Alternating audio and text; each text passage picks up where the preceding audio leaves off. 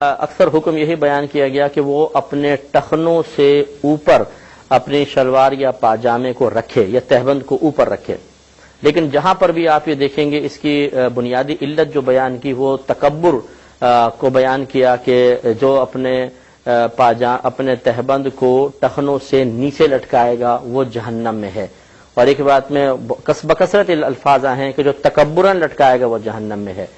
تو وہ اس ماحول کے تناظر میں ان احادیث مبارکہ کے مفہوم کو دیکھنا ہوگا کہ اس زمانے میں جو عرب سردار تھے، کفار سردار تھے، یہ ڈھیلے لمبے لمبے لباس پہنتے تھے، حتیٰ کہ بعض اوقات تو زمین پہ گھسٹتے تھے اور تکبراً وہ نیچے تک اس کو لٹکاتے تھے۔ اس عادت کو ختم کرنا چونکہ مقصود تھا تو نبی کریم صلی اللہ علیہ وسلم نے اس پہ تھوڑی سی سختی فرمائی کہ اپنے ٹخنوں کو کھول دیا جائے اور تکبراً ان کو نہ ڈھکا جائے۔ یہی وجہ ہے کہ بخاری کی ہی روایت حضرت ابوبکر صدیق رضی اللہ تعالی عنہ نے جب یہ عرض کی رسول اللہ صلی اللہ علیہ وسلم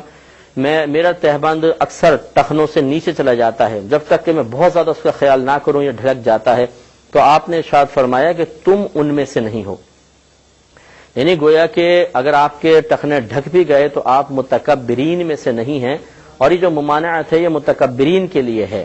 لہذا خلاصے کلام یہ ہوگا کہ اگر کوئی تکبراً اپنے ٹخنے ڈھکے گا تو وہ گناہ گار ہوگا، اور اگر تکبراً نہیں ڈھک رہا، فیشن کے طور پہ ڈھک لیے یا سستی کرتے ہوئے ڈھک لیے، تو یہ مکروہ تنزیہی ہوگا، تحریمی نہیں ہے، تنزیہی، یعنی اب گناہ نہیں ہے لیکن ناپسند ہے۔ اور اگر کسی عذر کے باعث ہے کہ مثلا پیٹ بڑھ گیا ہے،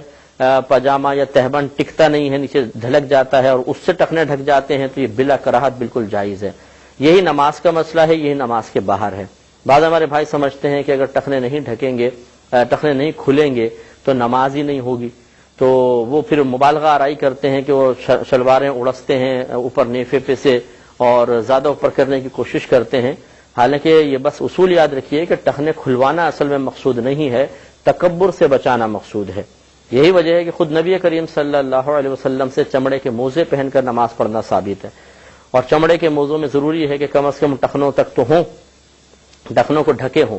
اور اگر آپ بھی جراب پہن کے نماز پڑھیں گے تو بتائیے ٹخنے ڈھک گئے کہ نہیں ڈھک گئے؟ اگر تو ٹخنے کھلوانا مقصود تھا بغیر کسی اور چیز کے قطع نظر کے صرف ٹخنے کھلوانا مقصود تھا، تو بتائیے موزوں کے اندر جب ٹخنے ڈھک جائیں گے